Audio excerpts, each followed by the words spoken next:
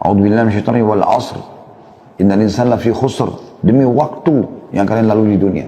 Banyak manusia dalam kerugian. Illa alladziina aamanu wa 'amilus shalihat, kecuali orang yang sibuk dengan beriman dan beramal saleh. Wa tawassaw bil haqqi wa tawassaw bis sabr. Saling memberikan wasiatlah untuk kebaikan dan saling memberikan wasiatlah untuk kesabaran. An-Naisaburi dalam kitab tafsirnya yang berjudul Gharaibul Quran tentang hikmah sumpah Allah dengan waktu, ia berkata, tidak ada suatu apapun yang lebih berharga daripada waktu. Pengkhususan Allah dengan waktu itu merupakan petunjuk bagi bahwa manusia cenderung melakukan hal-hal yang tidak baik dalam hidupnya, serta menyalahkan waktu itu, menyalahkan waktu jika ia mengalami penderitaan dan kerugian. Jadi Allah bersumpah dengan waktu adalah menunjukkan kemudian waktu itu.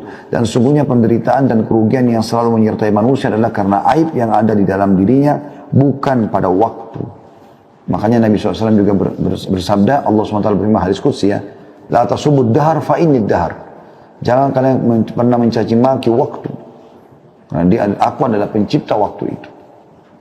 Jangan salahkan waktu, tapi salahkan dirimu sendiri. Kita lah yang banyak membuang waktu. Subhanallah, kadang-kadang mungkin teman-teman tidak asing kalau lagi tonton cuplikan. Saya kadang-kadang kalau lagi buka YouTube gitu kan, ada cuplikan lewat iklan 5 detik. Saya kadang-kadang merenungi 5 detik itu. 1, 2, 3, 4, 5. Orang bisa buat iklan 5 detik. Dan Anda sudah bisa faham dalam 5 detik iklan apa yang sedang disampaikan. Itu kan luar biasa itu. Ya. Saya pernah melihat ada yang sampai 30 detik. Kalau kita hitung 30 detik itu setengah menit ya. 1 menit kan 60 detik ya. 30 detik. Itu lama rasanya kita nunggu untuk melanjutkan cuplikan yang akan kita lihat setelahnya. Itu saya ambil pikiran, saya ambil sebuah poin, oh subhanallah. Berarti waktu itu mahal sekali ya. Artinya hitungan detik yang banyak kita buang itu ternyata memang mahal itu. Dan itu sudah sangat tinggi gitu. Syaitan kadang-kadang mempermainkan cara kita melihat waktu itu teman-teman sekalian. Contoh misal, kita kalau masuk ke restoran, atau kita masuk ke masjid dulu lah. Kita masuk ke masjid mau sholat misalnya. Perhatikan kadang-kadang masjid itu meletakkan durasi antara azan dan iqamah 3 sampai 5 menit. Itu 5 menit sudah dianggap lama. Kalau yang sampai 10 menit itu berarti luar biasa, ideal. Tapi umumnya orang kasih 5 menit. Yang digital biasa ya, 5 menit. 5 menit itu teman-teman kalau menunggu iqamah sholat, lamanya rasanya. Syaitan mempermainkan itu buat kita. Lama, padahal situ kita bisa kita rasa lama. Padahal sebenarnya itu waktu yang sangat mahal. Disitulah saat kita berdoa karena waktu mustajab. Allah terima apa saja hajat anda selama tidak minta yang haram. Selama ikhlas karena Allah. Di hari 5 kali kita punya kesempatan. Subuh, duhur, asar, maghrib, isya. Mustajab doa. Kita bisa sholat qobliyah. Ini luar biasa sebenarnya. Tapi kita rasa lama, berharap kadang-kadang buru-buru, baru 2 menit sudah langsung iqamah. Karena buru-buru menyelesaikan sholatnya. Tapi kalau kita masuk ke restoran, nunggu, pesan menu kesukaan, tapi ini maaf Pak, atau Bu, masih lama sekitar 15 menit. Oh nggak apa-apa, nggak apa-apa, 15 menit udah apa-apa. Jadi pendek, pada saat mau makan, pada saat mau apa, ada bahkan orang naudzubillah pacaran membawa waktu biar sampai berjam-jam, nggak masalah. Dianggap nggak masalah. Tapi kalau dulu sama pasangannya, jenuh. Ya. Atau pasangan halal maksud saya. Jadi di sini ditekankan, sebenarnya aib itu adalah pada diri seseorang, bukan waktu. Karena waktu tidak pernah ada aibnya. Dia akan terus sama saja. Ibnu Qayyim rahimahullah berkata, seorang manusia sejak pertama kali menginjakkan kakinya di bumi ini, maka saat itu ia telah menjadi seorang musafir yang melakukan perjalanan menuju kepada Tuhannya. Dan masa perjalanannya adalah umur yang telah Allah tetapkan baginya. Diriwayatkan dari Ibnu Abbas radhiyallahu anhu telah berkata, Rasulullah SAW bersabda, ni'matani maghbunun fihi ma katsirun minan nas, as-sihhat wal faragh. Terdapat 2 nikmat yang banyak manusia tertipu pada keduanya, yaitu kesehatan dan waktu luang. Hadis riwayat Bukhari dan Tirmidzi. Ya. Jadi banyak orang subhanallah yang akan lagi sehat tidak pernah mau ibadah. Nanti sudah sakit, sudah lumpuh, baru sibuk mau ibadah. Baru mau umroh haji, sudah susah pakai kursi roda. Mana anda di masa mudanya? Ya kan? Sudah rabun matanya baru mau belajar Quran. Mana Anda pada saat masih terang matanya? Nanti sudah terlilit utang baru berpikir mau sedekah. Bagaimana caranya waktu lagi lapang kenapa nggak sedekah? Ya, sayang sekali. Ibnu Battal berkata, sedikit sekali manusia menyadari kedua nikmat itu dan mensyukurinya dengan kebaikan. Ya, nikmat sehat dan waktu luang ini adalah nikmat yang besar. Dan cara untuk mensyukuri nikmat itu adalah memaksimalkan keduanya. Maksimalkan kesehatan di atas ketaatan, maksimalkan waktu luang di dalam ketaatan. Waktu adalah umur manusia dan kehidupannya. Hari yang berlalu makin mendekatkannya kepada kehidupan akhirat. Dan hari-hari itu ibarat sebuah gudang. Lalu apa yang disimpan di dalamnya? Kata Hasan Basri rahimahullah, hai manusia, hai anak Adam, kau hanya adalah potongan waktu. Potongan waktu. Potongan hari. Kalau sudah lewat satu hari dari hidupmu, maka ada yang hilang dari bagian tubuhmu. Yahya bin Mu'adz Ar-Razi berkata, membuang waktu lebih buruk dari kematian.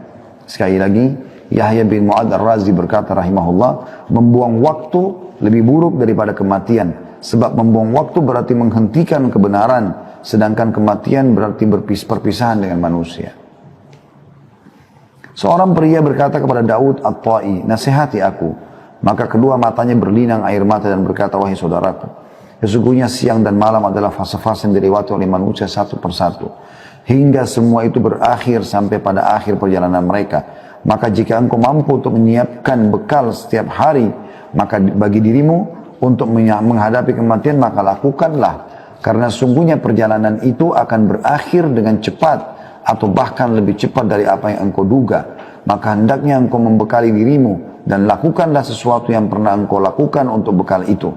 Dan sungguhnya aku akan mengatakan kepadamu semua, sedang aku tidak mempunyai seseorang yang lebih mengabaikan waktu daripada aku sendiri. Karena dan kemudian beliau bangkit dan pergi meninggalkannya. Ya. Jadi orang-orang yang banyak memahami tentang masalah pentingnya waktu ini, betul-betul mereka berhati-hati sekali. Setiap detik dalam hidupnya, setiap menit, setiap jam, setiap fase waktu pagi, siang, sore, malam adalah sesuatu yang berharga bagi dia. Dia tidak akan sia-siakan. Dia cuma selalu bertanya, kebaikan apa setelah kebaikan apa.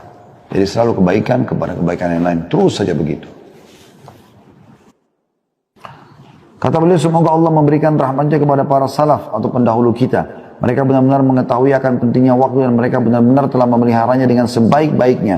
Hingga mereka tidak pernah membuang waktu walaupun sesaat. Dan alangkah celakanya kita, walau kita berlalu dengan sia-sia tanpa faedah, atau waktu kita berlalu sia-sia tanpa faedah.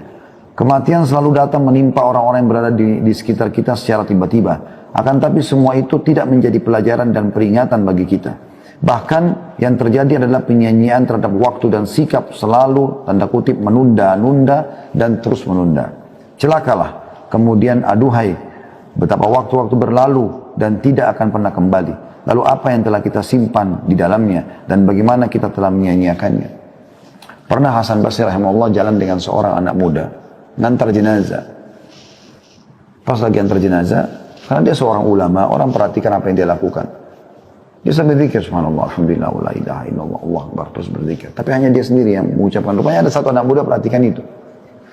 Dia bertanya, wahai imam, kalau imam itu kayak kita kiai, kenapa anda berzikir lagi antar jenazah? Maksudnya, apakah ini ada perintahnya gitu kan? Bisa nggak jelaskan ke saya? Tapi dia mengatakan, kenapa anda berzikir? Kata Hasan Basri rahimahullah, diamlah wahai anak muda dan berzikirlah. Karena yang sedang kita antar ini sudah tidak bisa berzikir. Bayangkan, mereka ambil pelajaran dari jenazah itu yang sedang diantar. Tiba-tiba Hasan Basri berpikir, sekarang sudah mati, nggak bisa lagi berzikir. Andai dia dikasih kesempatan hidup, dia akan berzikir. Maka sekarang kita mumpung hidup berzikir loh. Seperti itu. Allah berfirman tentang bagaimana penyesalan orang yang menyia-nyiakan waktunya. Nanti pada hari kiamat mereka menyesal. Dalam surah Az-Zumar ayat 56 yang bunyinya a'udzubillahi minasyaitonirrajim. An taqula nafsun ya hasrata ala ma farrattu fi jambillahi wa in kuntu laminas sakhirin. Supaya jangan ada orang yang mengatakan amat besar penyesalanku atas kelalaianku dalam menunaikan kewajiban terhadap Allah. Sedangkan aku sesungguhnya termasuk orang-orang yang memperolok-olok agama Allah. Maksudnya menyesal kenapa dulu waktunya disia-siakan pada hal yang tidak bermanfaat. Makanya Ikrimah bin Abi Jahal radhiyallahu anhu, walaupun dia dulu benci sekali Islam bersama ayahnya Abu Jahal, tapi ayahnya meninggal dalam keadaan kufur. Dianya meninggal dalam keadaan Islam tentunya. Bahkan mati syahid radhiyallahu anhu. Setelah masuk Islam, dia baru menyadari. Setiap dia pegang Al-Quran, dia baca, sambil nangis dia mengatakan, ini perkataan Tuhanku yang aku sia-siakan selama ini. Ini perkataan Tuhanku yang aku sia-siakan selama ini. Sambil dia baca Al-Quran itu.